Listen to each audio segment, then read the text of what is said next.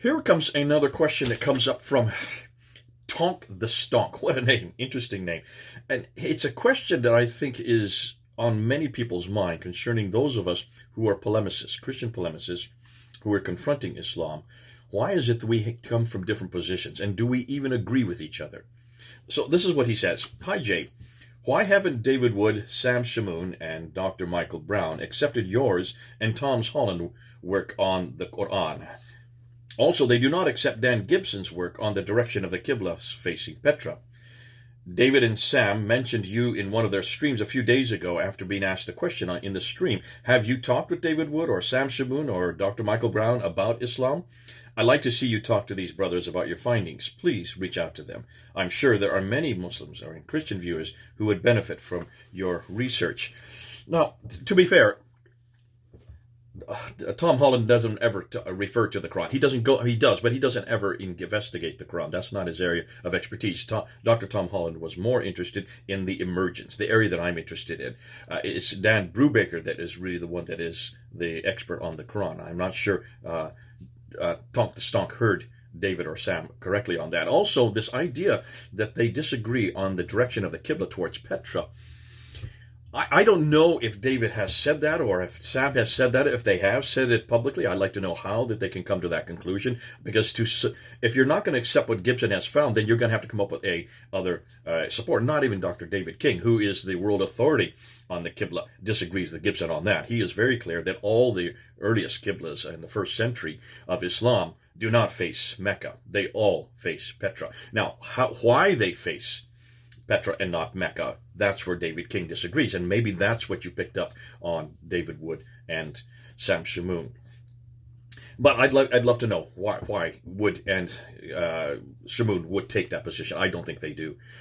But here, the bigger question, and this is something I see that TonkTheStonk is getting at: can we, as Christian polemicists, can we disagree in our viewpoints? Can we disagree in the areas that we're working? Is there room for that?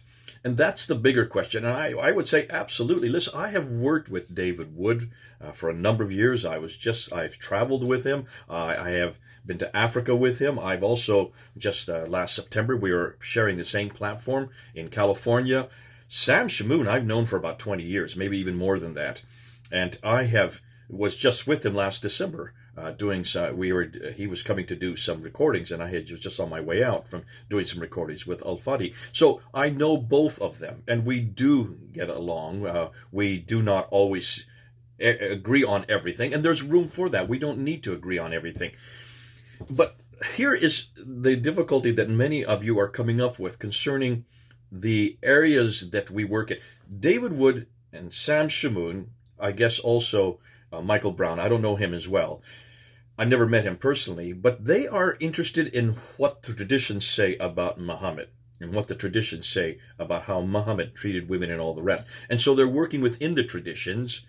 Sam Shamoun is much more interested in responding to many of the criticisms against the Bible, and he is much more of a theologically adept.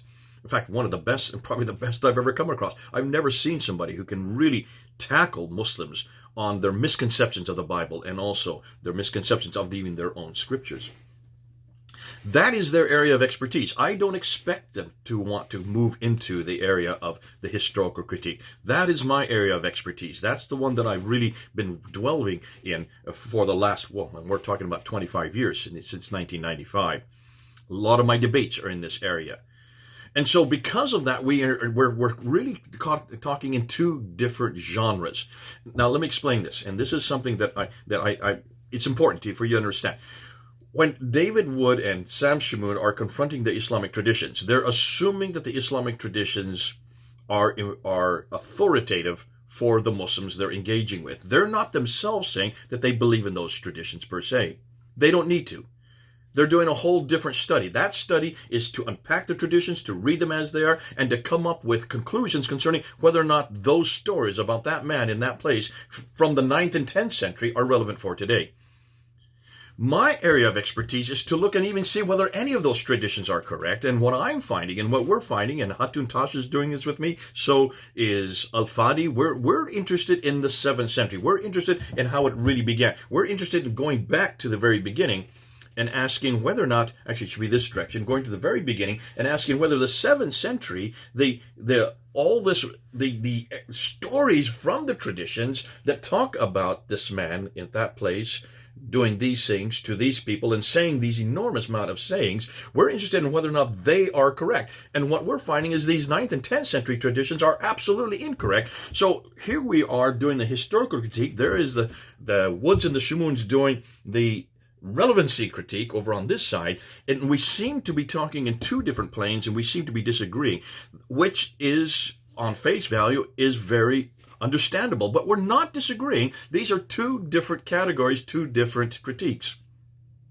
When you engage with the traditions, you have to engage with that which the Muslims already accept, and therefore you've got to engage with them on that level, and you've got to say, if this is what you accept, if this is the man who lived in this place, who's doing these things and saying these things, is what you look to as your paradigm and as your model, is that relevant for today? And just look how heinous this man is. That is perfectly legitimate for them to ask that question. They're not asking a historical critique in that point. They're not asking whether or not it's true or not. It is true for the Muslims they're engaging with, and that's important.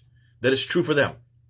My interest over here, on the other hand, is to ask, is this guy over here even correct? Did he ever live in Mecca? Was he ever a Muslim? Was there even any religion called Islam? And I'm asking that question because for me, that's where my interests lie.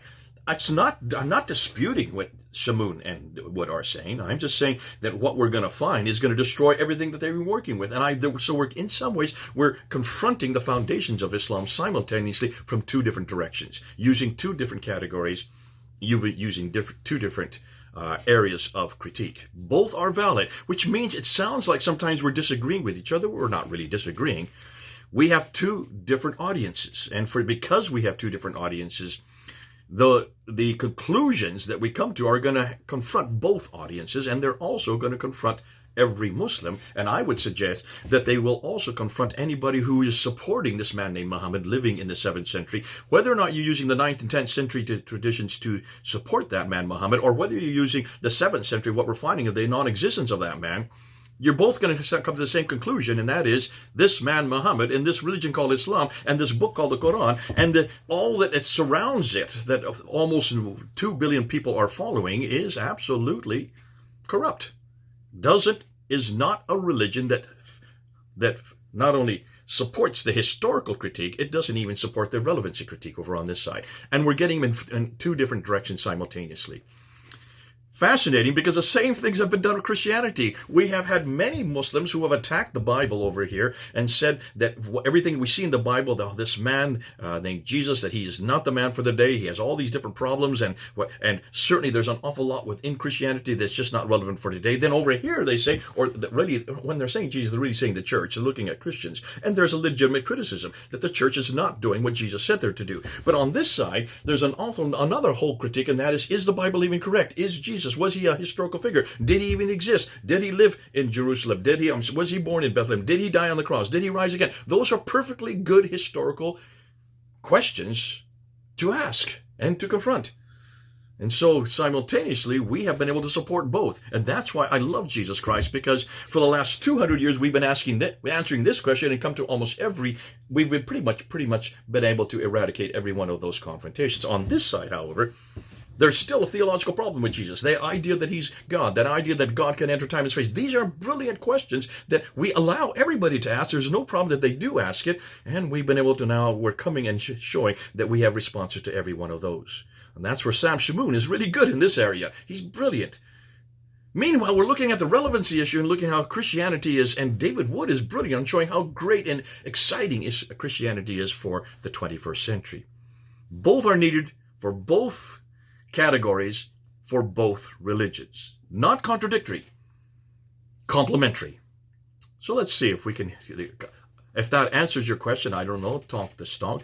But I don't think that we're contradicting each other. I think we're just complementing each other in our two different areas of our venues of questioning. Okay, this is Jay then, here in Pennsylvania. For now.